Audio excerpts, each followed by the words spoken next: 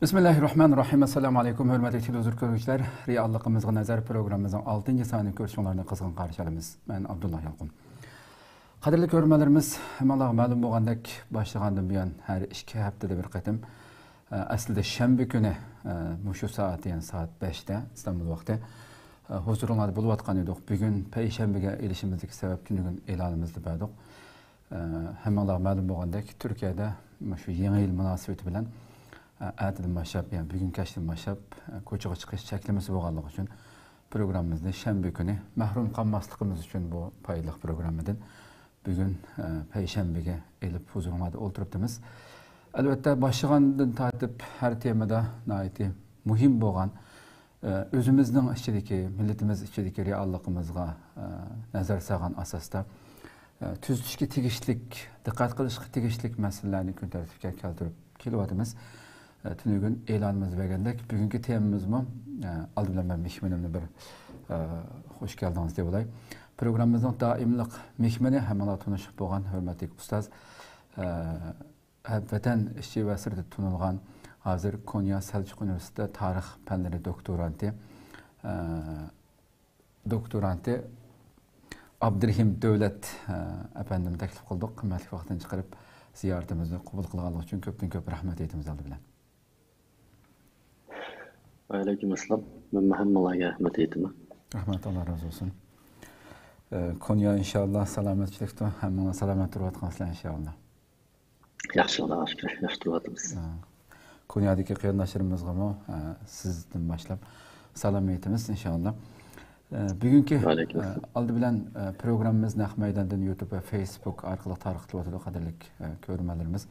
Programımızga alaqadar fikir, taklif, suallarınlar bolsa, soruşunlarını, yo'llashinglarni umid qilamiz. Shunday ko'plagan qarindoshlarimizni foydalanish uchun ham bahrlab qo'yishni ham unutmaysiz. Temamiz bo'lsa, har qanday har birimizga bo'libmi oila. Albatta har birimiz oila ichida yashaymiz, mayli o'ylik o'choqliq bo'lgan, oilasi bo'lganlar bo'lsin yoki bo'lmaganlar bo'lsin, shu oila ichida yashaydi. Farzand sifatimizda yoki er sifatida yoki ayol sifatida degandek bir aile dünya şu ailelerden terkip topqanğı. Şu ailemizdeki nurgullarımız to'g'ri deb qarayotgan, amaliyotda xatolik deb qaraladigan bu masalalarni bugun inshaalloh vaqtimizning yor berganicha paranglashimiz. Temamizda buni e'lonimizdan berdik. Bevosita boshlasak unda bo'lsa, shu temamizga asosan shu ailemizde, biz aile hayatımızda ko'pincha biz to'g'ri deb qarab qilayotgan, ammo amaliyotda xatolik bo'lgan masalalar qaysilar, eng asosli bo'lganlarini bir so'zlab o'tsangiz. Assalomu alaykum. Bu tema biraz kengroq bo'lgan. Shundaqla qisqa vaqt ichida hammani so'zlab bo'lish toza mumkin bo'lmaganligi uchun men birinchi hafta bugun 3 masalaga to'xtalmoqchi. Bunu birinci mesele beklek, Türkiye'de yaşayotgan Uygur ata-analar münasebetlik. Şundaqla ben bugün tilganmoqchi bo'lgan bu 3 mesele. Ko'pinchisi aile terbiyesiga münasebetlik. Yani endi biz aile hayatımızda degan vaqtimizda bunun dairasi biraz kengroq. Bu balkim er ayol münasebeti, ailede qanday yashash degan o'xshash temalarni o'z ichiga olishi mumkin. Ammo hozir bizning muhim bir temamiz shu farzand tarbiyasi bo'lganligi uchun Muşu sahada biz to'g'ri deb qarab kelgan yoki shundoq ijro qilib kelgan. Ammo ilmiyligi va natijasi jihatdan xato bo'lgan bir qancha bir ishni tilganmoqchi. Birinchisi, men buni eng dastlabda 2015-yil Turkiyaga kelgan vaqtimda az-to'la anglagandim. Keyin 2017 kelgandan keyin buni bir qancha ota-onalarning og'zidan oldim. Avazım beri vatanda yok mu? Kevatı. Yapma. Onun o kaysiga bilse bizim vatandan çıkan ata-onalar balalarını Türkiye'deki başlangıç orta mekteplerge bergandan keyin bu Türkiye'nin ma'arifi oddiy osonken bizim balalarımız hammasi maktabda yaxshi o'qidi. Bizim Uyg'ur balalarning ko'pinchisi maktabda birinchi bo'lib o'quvliq degan gapni olgan. Ben dastlabda bu gapdan hayron qolgan. Hayron qolishimning sababi ilmiy nuqtai vaqtda shaxsni shaxsga selishtirsak, bunda tug'ma farqli alohidlikni ko'rishi mumkin. Masalan, birisi tug'ma xotirasi yaxshi, asli tutish iqtidori yaxshi. Ammo bir millatni bir millatga, bir xalqni bir xalqqa selishtirgan vaqtda ma millatdan aqlliqga deyish ilmiy yakun emas, yani xato bir qarash ham bu. Xo'sh. Şunlaşqa qanday olab biz Uyg'urlarning balları, bizning ballarimiz nimada bunda yaxshi o'qiydi degan bir gumon bo'lgandi. Keyin buning tushuntirilishi vatanda bizning ballarimiz o'qigan maktablarda ders biroz zich, topshiriqlar ko'p bo'lganligi uchun bizning ballarimizning darsi oldiroqken veya kelgandan keyin o'zi bilib bo'lgan narsalarni o'qiydigan, shunlashqa yaxshi o'qiydigan degan javob bo'lgan. Endi 2017 mana bu yil 2020 yil keldik. Yani ben bu meseleni için küzettim. Zaten bizim ballarımız qanda. Ama 2020'ye kelgan vaqtda qarab baktık. Bunun bir xato ekanligini ko'rdim. Yani bizim ballarımız biz o'yik sinfda, maktabda da birinchi yillarda yaxshi o'qib ketgan yo'q. Aslida biz ballarımızın maktabga ahvoli to'g'ri bilinmaganligimizdan kelib chiqqan bir xato yakunken bu.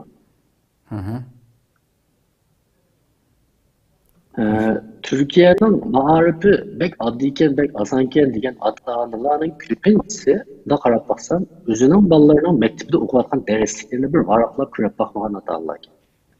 Uning asan yoki qiyin ekanligiga hukm qilish uchun aslida biz bir ko'rib bakishimiz, darsning salmoqini o'zimiz dangsab bakishimiz kerak.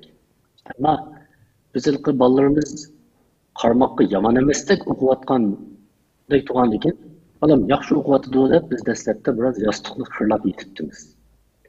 Endi 2-3 yil o'tgandan keyin bizning balalarimizning oldi to'liqsizdan LGS imtihonlariga qatnashib, to'liq chiqib, hatta to'liq o'tirdimi imtihon bergan bo'lgan vaqtda, mana hozir biz endi umumiy nopsimizni selishtirgan vaqtda yaxshi oliy maktablarga, yaxshi to'liq o'tir maktablarga o'tgan o'quvchilarimizning soni nihoyat oz. Mana shuni o'zila bizning unda qaraganligimizning xato ekanligini bir jihatdan isbotladi. Mana hozir bir oddiy bir misol olay. Boshlang'ich 2-sinfning hayot bilgisi darsligi bor. Bu hayot bilgisi boshlang'ichda boldir o'tiladi, muhim darslardan biri. Ota-onalar men tavsiya qilaman, agar vaqti yetsa, bolalarning hayot bilgisi kitobini ochib o'qib, bolalar tushunmaganlarni billa o'rgatib o'tsa nihoyat foydali, nihoyat muhim tushunchalar bor. Masalan, shu 2-sinfning darsligida hozir bunday narsa bor. Yani 7 yoshlik bola yoki 7-8 yoshlik bolalar bunday darslarni o'qiyotdi. Men hozir bayan bir kitobni varaq qildim. Birinchi darsdan ham chiqqan narsa shu. Kishilardagi xususiy farqlar, yani bireysel farklılıklar debdi. Men buni yani shaxsiy o'zimizga xos bo'lgan farqlar deb tushundim. Darsdan temasi shu. Shuningda balalar maktabda saboqdoshlari bilan aralashganda o'ynagan vaqtda birisining jismoniy jihatda farqli bo'lganligini, masalan bo'yining ba'zisining egiz, ba'zisining pakar, ba'zisining semiz, ba'zisining o'riq bo'lganligini, sochlarining ba'zisining sariq, ba'zisining qora bo'lganligini, ko'zlarining rangining o'xshamaydiganligini, shuning bilan birga yoqtiradigan ishlar va yoqtirmaydigan ishlarning o'xshamaydiganligini ba'zi misollar orqali so'zladi. Endi oxirida bir mashqda bir mashq. Bolalar ishlaydigan bir savol bor. Kenan bilan Sinan ikkisi unda paranglashdi. Kenan, men aytdi, zerikib ketdim. Men birdan futbol o'ynayli debdi. Endi Sinan debdi. To'g'ri esa men de zerikib ketdim. Avval shaxmat o'ynasaqchi bo'ldi. Endi ostidagi talab shu. Sizningcha bu ikkalan o'zining bu ixtilofini qanday hal qilishi lozim? Chunki birisi futbol o'ynayli, men zerikib ketdim deyapti. Ikkilisiki yuz bergani o'xshash. Ya'ni ikkilisi zerikib ketdi. Ammo birisi futbol o'ynayli deydi, birisi shaxmat o'ynayli deydi. Endi o'xshash zerikib ketgan ikki bola ikkisidagi bu farqni qanday to'g'ri usulda hal qiladi. Bu shunaqa siz ko'z qarshingizda yozing debdi. Endi mening o'ylashimcha biz kichikimizdan boshlab mana xususiy farqlar, bu farqlarni qanday tushunish, qanday hurmat qilish deganga o'xshash mayli maktabda, mayli ota-onamizdan tarbiya olib boqqan emas. Mushu savolning o'zini boshlang'ich o'qiyotgan, ya'ni boshlang'ich 2-sinfida o'qiyotgan 7 yosh, 8 yoshlik bolalar emas. Biz cho'ng bo'lib qoldik buni hozir. Shu cho'ng ota-onalar, shu programmani anglayotganlar o'zinglarni o'rniga qo'yib o'ylab bu savol bizga o'rnatilyapti kelyapti. Ya'ni bu savolning salmoqi yengil savol emas. Yengil savol emas. Shundan men varaqlab 2-darsiga qarab baktım. 2-darsning temasi qaror chiqarish. Sizlarning sinfda, sizlarning qoidasini, sinfinglarning qoidasini qanday tuzisizlar? Muallim o'zi tuzib beradi. Yoki sinf boshlig'i bilan guruh boshliqlari maslahatlashib tuzadi. Yoki hammanglar bu qaror chiqarishga qatnashamsizlar. Degan, masalan bu oddiy masala emas meni tushunchimcha.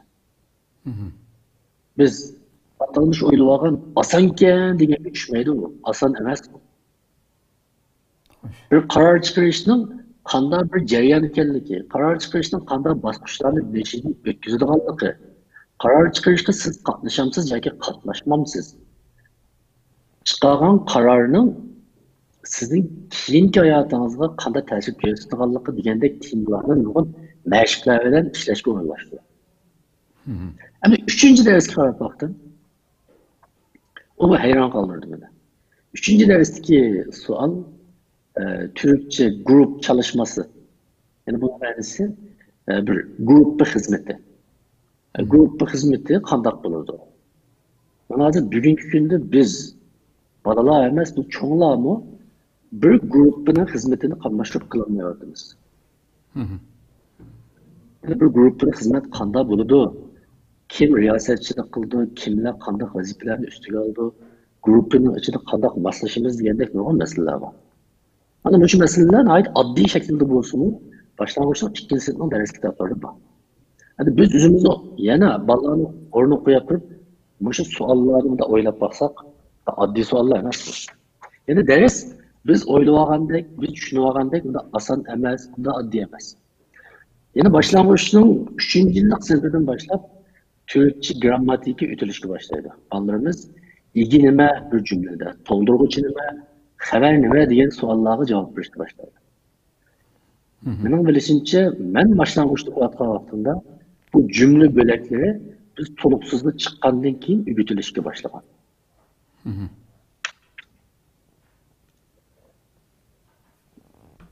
Hoş. Demek ki ben bunu xulasalasam, bizning bolalarimiz maktabda yaxshi o'qiyotibdi. Turkiyaning ma'rifi, asos ma'rifi bek oson, bek oddiy ekan degan bu hukmimiz tubdan xatolik. Bu bizni amaliyotda bolalarimizning tarbiyasiga texma ma'rifiga aralashadigan mana bir ishni mahrum qildi. Chunki biz xotirjam bo'lib qoldik. Yaxshi o'qiyotdi. Buning yana bir sababi biz bolalarımızın mektepteki ahvalini to'g'ri analiz qilolmaymiz. Yani Türkiye'nin asas ma'rifini yeterli tadqiq qilmaganligimiz, tushunmaganligimiz uchun maktab o'qituvchilarining bizning bolamiz haqidagi baholarga biz obyektiv muomala qilolmaymiz. Masalan, eng oddiy bir misol men to'liq qilg'olaman. Türkiye'nin boshlang'ich maktablarida to'liqsizlanma bolalarning natijasini ota-onalarning qilmagan vaqtda takdir, teşekkür degan xatlar bilan berdi. Bu gap ikkilisida yaxshi gap bormi? Birisi takdir, birisi teşekkür. Teşekkür degan shu rahmat degan gap. Bir yaxshi ishni qilgan odamga rahmat deymiz. Shunlar biz teşekkür apto deganda bolam naydi yaxshi o'qibdi. Shunlashqa teşekkür apto deb qo'yamiz. Amaliyotda Turkiyaning boshlang'ich ma'rifi ilhom berishni asos qilganligi uchun bolalarning ifodasi nachar bo'lsa-mu, nachar degandek baholarni bermasdan balki teşekkür degan ilhomlantiruvchi bahoni berish orqali bolalarni ilhomlantirishni maqsad qildi. Amaliyotda u bolaning obyektiv ahvolini aks ettirmaydi. Amaliyotda o teşekkür olgan bolalar imtihandan ötənməgən, məktəbdə veriblərə nurgun ballarına təşəkkürünü bildirdim.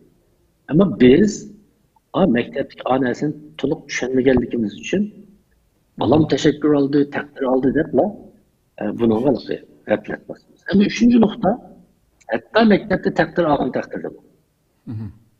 Məsələn, müəllimləri paranlatsaq, mesela nurgun Uygur atağının geçirmişini düşünürdüm. Biz xalığın balımız haqqında seni müdüriyatla qılıb, balamın əhvalı qandaraq desək, şu müəllimini oxşar, sizin balınız əhvalı səni çataq deməklə.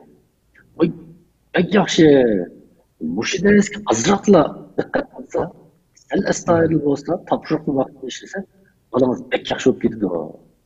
Nail qaltısı balı bu, deyib qoydu. Bu oxşaşı ilham verişini asas qalmaq üçün bizge şu noktadan cevap verdi. Okşaşla balımızın o ülke ehvalı mualliminin gibi eksettirenmeydi. Hem de mektep neticeleri bu. Benim alıp reşitine yakına küzdüp yakışmışlar. Ballarını, mesela eğer biz ballarımızı hem yaxşı toluq otur mektepte külgüzümüzle yaparsak, mektepte sınıf bu içi birinci olap oğan takdirli mi? Bu netice yine bizim ballarımızı Türkiye'nin en aldığın Xatadaki toluq otur mektepleri kirgizişki yeterlik emez.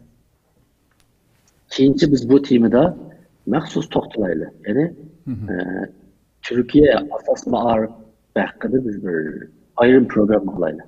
Çünkü bu biraz çoğun tema. Onunla ötep gidip kalsak. Oldu. Ezip kalımız hazır. Hem de birincisi bu şu. İkinci mühim bir umumlaşkan bir hata düşünce. Bala terbiyesi analarla işe deydi arkadaş. Özellikle peyzent terbiyesi yapılmakta analarının vazifesi yapılmakta her daim analarının işi bala terbiyesi oylayımız. Mutlak köp kısım atanı şundan karaydı, dadılarını şundan karaydı. Bu okşaşla kendi kubul kılınan hata düşüncelerine oldu. Hoş. Biz bunun hatalığı ne? Nurgun ilmi delillerini keltirmeye tutsa, burada bir kança noktadan təhlil bakayla. Biz üst bitirişte tamak eyimiz, nefes alımız, içimiz. Şunda o. Okşaşla bir üzümlük mu? Yani köklüşü, baraksal buluşu için bir taraftan topraktan uzaklanışı lazım. Yani yeterli uğut, ona bir erişi lazım. İkinci taraftan yeterli kuyaş nuruna uygulayışı lazım. Mesela uğut takanca yaxşı bolsa mu? Ama kuyaş nuru yeterlik bulmasa bu üstünlük baraksan bulanmaydı. Adem mi şunda? Mesela biz tamakla yedim digimiz ile bizim okşaşı yaxşı hareket kılırsak, okşaşla bizim aptakka çıkırsak, yani kuyaştan uzaklanmasak. Peki içimliklerimiz yeterlik olursa okşaşla bizim kesinlikle bu geplerinin bu atanımızla, atana terbiyesiyle boğan münasebetleri çok. Bir balanın üst bitirişi mi bu şunun okşayı? Bir bala özünün üst bitirişi de ananın çoğun bölüşüge, ananın terbiyesiyle kança ihtiyacı olsa, tadının terbiyesi gibi şuna ihtiyacı var. O da yaxşı uğutluğallıqımız üçünla yaxşı üstüyle bir okşaş, bir balanın terbiyesi de ananı küçük, tadının fakat karı olsa, o da kuyaşlarını yeterlik alanmağın ama uğut yaxşı bölgen, üstünlük yaxşı sənməyən okşaş. Bizim ballarımızı yaxşı tərbiyələnməydi. Anının ornunu dada alamaydı, dadanın ornunu ana alamaydı. İkisi birisi toluqluğa vaxtdan olun ki, bu mükemmel aile tərbiyesi oldu. Sonraşqa, ballının işini bütünle anısına da koydum. Anısına yaş kılıp atıdı diyen gepler. Ama dadılağa nispeten üzümüz aldaydı. Bu prezent terbiyesi de dadı mı mühim, anı mı mühim? Bu ikisi seliştiriş, bu huddalıkı bana nispeten su mühim mi ya ki tamak mühim mi diyen okşaş bir deyimleriniz var. Su mu mühim, tamak mı mühim? Şunda bu. Kaysını ayrılsak, yaxşı yaşayamayız. Hatta biz mücahitliği o kadar anlaşmadan geplerimiz var ki, mesela nurgun erler ya ki dadılar bazıda mallarda məlum bir mesele görelse, derhal bunu anasına artıp çıkanı çıkarışına yaxşı görürler. Qala, balangning ishiga qara, sen tarbiyalagan bola. Sening balang ona bu. Öğrense deydi. Bu ameliyatlar bir kişi dalığı nispeten ameliyatı numus kılınılan bir gap. Çünkü siz ayağınızdan toy kılganda o balanı çukum o sırtına gelmegen. Bu kalganda o bala sizin balanız. Şunlaşka sizin balanız ne? Karama balanın ahvalıga diyen gap. Pek kamlaşmagan bir gap hem de. Ameliyatı bu. Mesuliyetini bütünlüğü anağa atış için dadlarının sağda kılıvatkan bir mesuliyetini var. Hem de kısaca bir şeyde dadalarning farzand tarbiyasidagi mas'uliyatini bir qancha nuqta bilan so'zlashni to'g'ri topdim. Chunki nurg'un dadalar biz endi sirt topmaymiz, biz aldirash, oilani boqamiz, albatta ona qilish lozimda, men nima qilmaymiz deydi. To'g'ri. Dadalarning ashula bir vazifasi bor. Ammo bu deganlik hangiz oila tarbiyasida dadalarning faqat dunyo burch ekib turish vazifasi bor, boshqa ishlar faqat chatqi yo'q deganlik emas. Birincisi, dada Allah'a nispeten dünyada anısına okşaşla. Allah'ın birinci ülgesi. Yani iş hareketini ata-analar, balalar ata-analardan aldı. Yani dadısına karab durup, ya vatansever buldu, ya ki vatanını sevmeydiğin bir adam buldu. Dadısına karab durup, namaz okşayacak çocuk adam buldu, ya ki namaz okşayacak sevmeydiğin adam buldu. Bunda adı sekem de. Bu yani dada hiç kim orada alamayacağın bir balanın ilgisi. Hoş. İkincisi hem de dadılar özünün de məqsədli, stratejik arqalıq aile muhitini Allah'ın üst bildirişi en muvafık halette eklerler. Üçüncüsü dada ballarına dünyanı göz. Sırtlara çıkış, ballarına okşamayan muhitlarla uçraştırış, taşkı dünyanı göğüstüş, o ananın vazifesi, adının vazifesi. Allah'ın taşkı dünyayla uçruşu, bu tamam ilişki okşaşla muhimmiş. Bizim ballarımız kança köp taşkı muhitiyle uçraşsa, kança köp neselerini köyse, onların dünyası şunca mol oldu. Onun oylaş dairesi şunca kâr oldu. Siz bir balını kudukta yaşaganda kudukluğunu çoğun kılıp, anadaki bu balının bir dünyavi tefekkürüne, bir dünyavi nezerini talep kılsanız, adillik olanda olmaydı. Çünkü o kudukluğun müküydü, kudukluğun üstündeki şu yumalak bir aslan müküydü. Çünkü onun oylayışı, onun tesavvürü, onun gayesi, şu kudukluğun işçilik bulduğu. Dolayısıyla tadının bu cihetini bekliyor. Yani dördüncü cihetin bek kök ilmi tetbikatta azı elipleri var.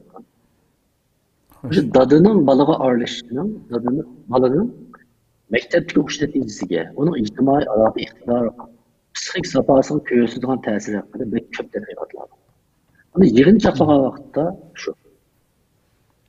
Dada ballarının bulup mektep hayatına qat'iy kelmos olmaydı. İkincisi, ballarının psixik sağlamlığı da Allah dada qat'iy kelmos olmaydı.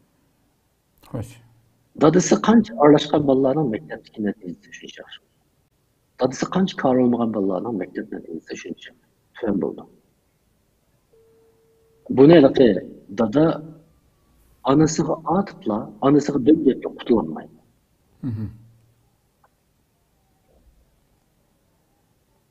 Endi bundan boshqa amaliyotda bolalarning hayotiga ko'rsatadigan ta'siri favqulodda muhim hem dairəsini və kemre.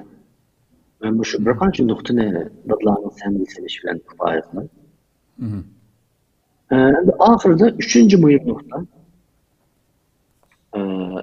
bolalarni qapoqda boshqarish kerak. Endi nurg'un dadalar shunda o'ylaydi, chunki bizning dadalarimizni bizni shunda yetishtirganlik. Masalan, bolalar degan şunda qarab o'g'itchi, yikdek tik turishi lozim. Bolalarni qapoqda boshqarish lozim. Harbiy tizimda. Deganga o'xshab, o'sha tushuncha mutlaq ko'p qism dadalarning falsafasiga aylangan.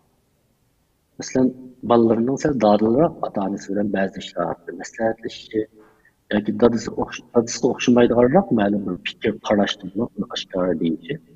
Bizni nurg'un dodalarimizga nisbatan dadalik saltanatiga qilingan bir hujumga o'xshash cho'chib ketadi. Sen kim, ben kim? Derhal urun, taxt mücadelesi başlamak lazım. Bu pek önemliydi. Biz başka nurg'un narsalarni tilga olmay turaylik. Biz Peygamberimizin hayot alam qaraylik. Xo'sh. Agar mening qarashimcha, agar islom tarbiyasida, ya'ni islomning oila tarbiyasi tushunchisida agar bir og'iz so'zga yig'inchoqlashib to'g'ri kelsa, bir prinsipga yig'inchoqlashib to'g'ri kelsa, sevgi, mehr, muhabbet aile terbiyesinin yadrosu. Peygamber Aleyhisselam'dan ballahı münasebeti nurgun hadisler geldi. Onların mutlak köpüğü qaraydigan bolsanız, hemmisi balalarının oyununu muayyenleştirgen, balaların mehr, muhabbet bilen muamele kılgan. Peygamber Aleyhisselam'ın bivas yatıdı şundan. Biz nurgun hadisleri biliriz. İmam Hasan, İmam Hüseyin kadarlık Peygamberimizin nevreleri namaz okugan vakitte Peygamberimizin dümbesiga chiqib olgan, to'lasiga chiqib olgan. Hatta o'rnidan turib qiyomga turgan vaqtda quchog'iga elib olgan, sajdaga borgancha qo'yib namoz o'qigan. Bu yerda biz nimani ko'ramiz? Biz faqat buni nuqtalarga tahlil qilib, namoz vaqtida bolalaringizni ko'tarib o'qitsangiz durustmi emasmi deganlar javobni olsak, buni haqiqiy mohiyatini ko'rmagan bo'lamiz. Oddiy bo'lib qoldi. Bu yerda balalarga nisbatan qanchalik bir kuyinishdan borligini sezadi. Namazga o'xshash ulug'. Namazga o'xshash kichkina bir harakat namozni buzib qo'yish ehtimolligi bo'lgan bir faoliyatda, bir ibodatda balani ko'tirish. Mesela namazdan aldığın ötüş qat'iy xato. Ama balalarning ish xato emas. O'ylab qo'ying. Balalarning ish xato emas. Ba'zi vaqtda biz o'qimag'achqa 5-6 yoshli bolalarimiz yugurib yetib ketib qolib, namoz o'qigan xato qo'yib qo'yamiz. Sen ish qilyapsan oldin deb. Peygamberimizin bu şu işiyle bir mehr muhabbetin qanday ifodalanganligini ko'ramiz. Yani bir qatim bir odam keldi Peygamberimizning yanına. Peygamberimizin uzun heves bilen oynayışatkanlığını göre dedi. Benim 10 balamda zaten kucaklap kucağımdan anmayayım diye vakti Peygamberimizin ayetine çıkı geldi. Şunu öğrendim dedi. Men la yerhamu la yurham. Yani kim şefkat kılmasa onun bunu şefkat kılınmaydı. Yani bir dada bir ana bir dada. Üzünün balasını kucağına ağamasa bağırıp basmasa.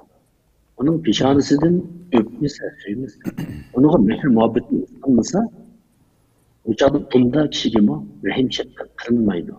Ona ait erir kattık yapma. Tasarruf yapmasa. Anladın ki, Kur'an'da bir ayet var. İyi Muhammed, eğer sen kopal boğan olsan, etrafındakiler, yani çöreğindekiler, seni taşlap takılıp ketken bulattı. Hani bundan tasarruf kılayla Allah'ın peygamberi. Allah'ın peygamberi üzerine sahabelerine şunca mehriban, yumuşak muamele kılgan. Kur'an'da mı bana müşin terkitlep, eğer sen Allah'tan olsan, hatta sen peygamber boğan takdir alma, onu senin yanından ketetti deydi.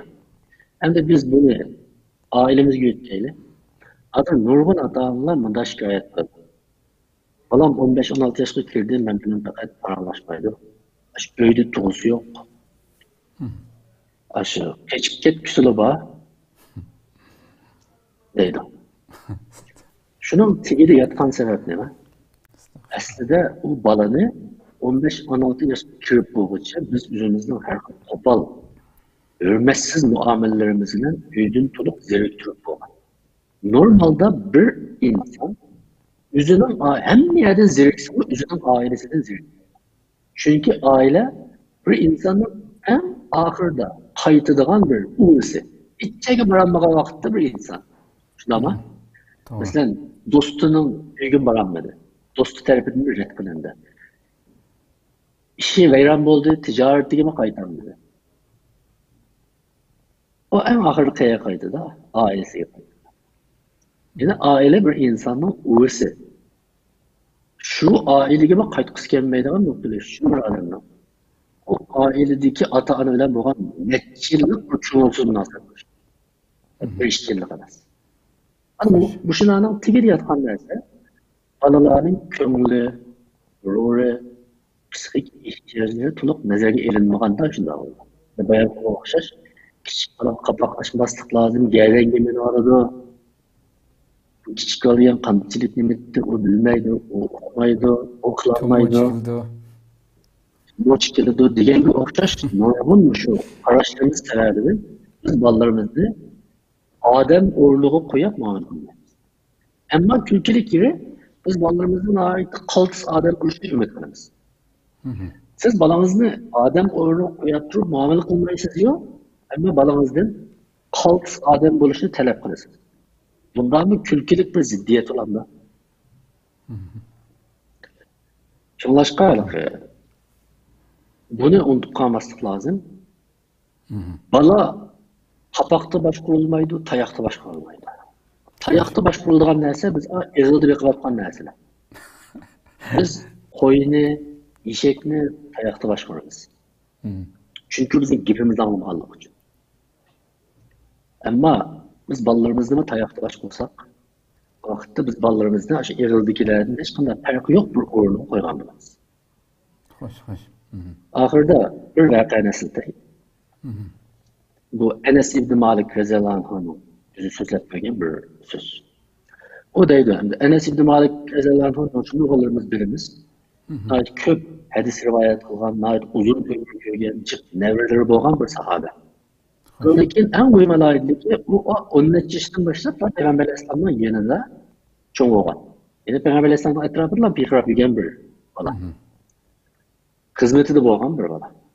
O deydi, ben Peygamberimizin yanında şunca uzun tuttum.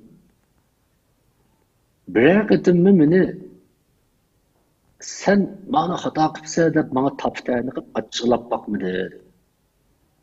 Hem de buna aitlik et. Bir yüksek ölçem bulup bilinişi mümkün bizim hatta. Yani kan dama bir balını ama da toplamayı, açıklamayı çok kılalayım dedi. Sonra insan özünün psikisini hemen içip bu derecede kontrol olmayı da bazı vakitte çarçırap kalımız, kapıp kalımız, çeçilip kalımız. Bunu doğru çünkü oldu. Ama aile muhiti de, ata-ananın prezent münasebeti de asaslık hareketinin düşünüş, mehr-muhabbet, istaşlık, tuygudaşlık degende mavu tütki hissiyat münasebetleri üstü gelmez. Vakıraş, cakıraş, uruş, tıllaş, hakaretleş katarlıkta yukarı nispet yukarı vakitte ballarımızın mesele görürse hiç kaysımız ağırmasak oldu. Bunun en xətərlik yeri bizning ballarımıza kılgan bu muamelemiz, bu katlık muamelemiz, bu hürmetsizlikimiz, bu tayaklarımız o'xshash balalarning kelgusida o'zini bolalarga qiladigan muomala odatiga aylandi. Mana xatarlik yeri mana. Endi biz vositali qoldi nevrelarimizni ziyonkashlik qilamiz. Masalan, siz bolasini tuli uradigan bir dada bilan paranglashib, bu bolani bunda urmang deb shunday desa, bu dada bunda javob berdi. Nima deyaptilar? Kichik vaqtimizda biz yegan tayoqdan oldida bizni bu bola yegan tayoq qanchalikda? Bizni dadamizdan tuzuk tayoq yeb cho'ng'agan shunday. Bu nima? Ya'ni dadamning meni urib cho'ng qilgan odati bilib bilmay meni enimda, menimi balamni urishimni, balamga vaqirishimni, balamga qattiq muomalashimni keltirib chiqaradi. Xo'sh. Demak siz keyin nevramizga doim onu urduğan, tıllaydıgan bir balını yetiştirirsiniz. Sonunda bu şu muamelesine. Şunu bu. Hatta hazırki şu özara qarindoshlar o'ttirsidiki bir-birisiga shiddat ishlatishmasligiga meselesiga sabab bo'lishi mumkin. Nevresiga qolmaydi. Shunda albatta shunda. Chunki shu narsani esimizda bo'lishi lozim. Ata-onalarning bolalarga vaqirishi shu vaqirishga sabab bo'lgan masalani o'sha xil usulda hal qilamizkan deydigan tushunchaning tug'ilishini keltirib chiqardi. Masalan, bir bola topshiriq ishida xat yozdi. Xati toza chiroyli emas. Xati toza chiroyli bo'lmaganligi uchun, shunisi, bola xatni bunday yozadi demasdim. Qaro yozgan xatingga, mushu xatni deb vaqirdingiz. Tuzuk yozadingiz yoki u varaqni yirtib o'tib, qayta yozadi deb gadiga birini şapılaqlab qo'ydingiz qasdini. Bu öykü baladan çoğuna deydi. Ama bu sen çoğulagandan keyin endi uqishga alam uqqanga bir tapshiriq qo'yibdi, ana xatiga bir qarab qo'yadi dedingiz. Vaqt bu qanday qildi? Siz qanday qildi? Uqish xat yozsa, xatni chiroyli yozolmay, xat yozib qolsa, u bir ana gadiga bir soladi. Tuzuk yozadi. O nereden geldi? Ameliyatda o sizden geldi. Yani bu şiddet, bu zoravallık ülkemizden miras kalır. Bizden dikkatimizin sırtı da bunu koyuş. Ameliyatta biz maksat kaldı ballarımızı onu miras kaldırmayız. Ama bizden müşterekitimiz ballarımızla şu meseleler konuşup şunu çıktı da miras kalır. Bu kendini saklanışımız lazım. Hoş. Yani biz de bu üç meselenin sözlüğe kandak kırışını kuşak sözlettiniz ona. Üçüncülük sohbetlesek bular. Hakikaten bu aile hayatımız degandik siz beşide so'zlab o'tgandek nurg'unlagan shaxschilar bo'linadigan bir tema hamda biz cho'ng bir temaga kirib vaqtimizmi asosiyatini tugab qoldi. Mushonaqa sizning oxirgi gapingizdan men shuni bir o'zim shohid bo'lgan bir qancha hafta burun shu juma namozida shohid bo'lgan bir aslimini so'zlab beray. Hakikaten şiddetni keltirib chiqaradiganlik, qo'pollikni keltirib chiqaradiganlikqa juma namozi degan shu bizning qarindoshlardan birisi Uyg'ur qarindoshlarimizdan bolasini shu jumaga olib keldi. 5-6 yoshli bola, balki bo'lsa 6-7 yosh bo'ldi endi. Namozdan keyin, farz namozdan keyin, jumadan keyin bola o'ynab boshqa sunnat o'qiyotganlarning oldidan o'tib qoldi endi. Ütüp qalgandan keyin odam o'zining sunnat o'qib, bolani shunday qattiq qo'poltaydi ekan, shu yuzlarini desam, mo'jib sen nima ish qilib jim turmaysan, jim o'ltirmaysan deb. U bola yig'lab ketdi-da, dadasining qo'polligidan qo'rqib.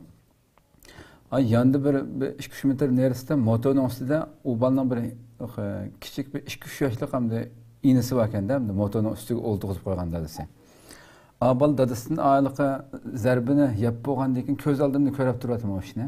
Bu manzara ajoyib bir manzarada hamda.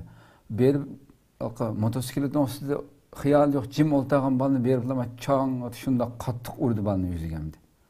Kichik bir bolaniki. Men bu manzarani ko'rib rasman ajoyib bir ichindim-da bu dadning bu qilishimda qilib bir bolaning dadasini uni qilib shu hamon boshqa birisiga chiqirdi ekanda, uni qanday bir so'rin bo'lsa ta'sir qildi ekan bu jiddiy shu hamda. Shunday bo'ldi. Demek bir ziddiyet yüz verse bu ziddiyetini paranlaşıp, sohbetleşip, diyalog ile hal kılabiliriz emas. Çok ya vakıra hal kılabiliriz, yani küçük tayinip hal kılabiliriz. Mesela azimde öyle bakma, Uygurlarda normal bir münazara vermeyiz. Şunda bir münazara torlu yüz vergen ama bu derhal til duravallığı gaynadı. Doğru. Çokum til hakaretle nihayet tiz meydan açıldı. Eğer şu adamlar bir işhanın münazarası tasarruflaysa muşuşudur. Doğru. Yani coğrafiyelik ağırlık sebebidir, muşuşanmaydı ama ayetki tüm zoravallıkının özü bizden ihtilafını diyalog ile hal kılışka emas, belki zoravallık ile hal kılışka yetildirilgenlikimizin bir ifadesi bu. Bu hatta bizden bana büyük günde davayımız kadar, siyasi faaliyetimiz kadar tesir ediyor. Biz ziddiyetlerimizni diyalog arkalı hal kılış adetlendirsek, o vakitte biz ümit kılgan mı da umumi bir birlik. Çok bir birlik set süpütede küreş kılışın ibaret manda gayemizge yetemeyimiz. Çünkü ihtilaftan sakınış mümkün emez. Biz kılalaydığı ihtilafını hem madem kabul kılalaydığı çıraylık usulda hal kılışını öğreniş. Eğer biz her bir ihtilafla nispetten çaçrapla muamele kılsak, derhal irizimizni bulsak o vakitte biz kim bilen çıkış alayımız, kim bilen bir işi birlik alayımız. En ahirde hatta üzümüz ile mi üzümüz çıkışamayız. Doğru. Doğru. Köpten köp rahmet Allah razı olsun emniyette uchrayotgan biz qilayotgan nurg'ulg'an xatoliklarningki qaysilar deganda buningki albatta tuzitish yo'llarini buning javobini nima berayotgan bo'ldingiz. Ikkinchi savol bu deyamdi. Müşahede kupaylansak inşallah bunun devamını inşallah aldığımızdaki sonimizda davomlashtirsak albatta nurg'ulg'an haqiqatan bu singib ketgan millatimiz orasiga mayli hozirgi shu bolalarga dars berayotganlar ustozlarning o'tirsin jiq ko'riladigan masala shu qattiq tutmagan o'qituvchining qo'lidan yaxshi bir o'quvchi yetishib chiqmaydi deb qaraydigan nurg'un atrofimizda anglab turayotgan ko'rib turayotgan ishlar olim bo'lganda anadan keyin o'quvchi olim bo'ldi deydigan bir sapsadiga aylangan bir maqollar bor bizda. Bo'lsin, mushuni oldimizdagi sonda mushuni biroz bir tartishsak bo'g'dak. İnşallah paranlasak. Köpten köp rahmet olsun müşahede ahırlaşırsak bir programını. Hammalarga rahmat. Allah razı olsun. Qadrli ko'ruvchilarimiz, shuna qilib realligimizga nazar programmamizning 6-soniya vaqt e'tibori bilan mushahada oxirlashadi. Anglab o'tganimizda qadrli ko'ruvchilarimiz oddiy sal qarab hech qanday his qilib his qilmay o'tkazayotgan hayotimiz, turmushimizda nurg'ulg'an masalalar bor. Ya'ni bu sal qaralganda mushundaq oddiy shaklda o'tkazib o'tilgan vaqtida kelgusida nurg'ulg'an o'rnini to'ldirib olib bo'lmaydigan darajada ziyonlarga, xatarlarga uchrashimiz aniq bu masalani. Shuning uchun mayli Türklarda bir gap bor, ziyonninki balki nurg'ulg'an ota-onalar masalan bugungi kunga kelgacha balasining yoshi 10 necha balkim 10-15 yoshga kirgacha mushu yuqorida so'zlab o'tilgan xato uslub bilan tarbiyalagan bo'lishi mumkin. Bu bolalarning kelgusi hayotidagi oldidagi kunlarda hayotiga nurg'un ta'sirlarni hattoki bolalar cho'ng bo'lib o'yachaqlik bo'lgandan keyingi o'z farzandlari qiladigan muomalaga bevosita ta'sir ko'rsatganligini so'zlab o'tgandik. Buni albatta nurg'un yana bundan keyin ota-ona bo'lmoqchi bo'lgan kichik farzandlari bor ota-onalarimiz bor dunyoning har qaysi joylarida. Ziyonninki naridan qaysang foyda deydigan bir shu yerlik qarindoshlarimizning Turkiyada shunday bir so'zi bor. Shuning uchun biz hali ham nega kelib qolgan bo'lsak, ahvolimiz nim bo'lsin, oldimizdagi sonlarda inshaalloh buni paranglashishga tirishimiz. Buningki usullarini bugungi darsda shunday yaxshi o'rnaklar, misollar berildi. Shuning uchun mayli voy men kechikibdiman, voy men shunday xato qilgandimanmi deb programmani ko'rgandan keyin o'ylagan shu tuyg'uga kelgan ota-onalar qarindoshlarimiz bo'lishi muhaqqaq deb o'ylayman. Shuning uchun bu xatoliklarimizni chuqur tuzishga tirishib, boshqacha bir muhit oilamizda yaratishga tirishsak, albatta bu millatimizningki hozirgi va kelgusidagi saviyasining yuksalishi, millatimizga foydali nurg'ulg'an go'zal ishlarning ro'yobga chiqishi uchun tunji qadamni oilamizdan bosgan bo'lamiz deb qarayman. Rabbim inshaalloh hammamizni bunga muyassar qilsin. Oldimizdagi sonda ko'rishguncha Rabbim umr bersa, sizlarni ham Janobi Alloh topshiramiz. Assalomu alaykum va rahmatullohi taala va barakatuh.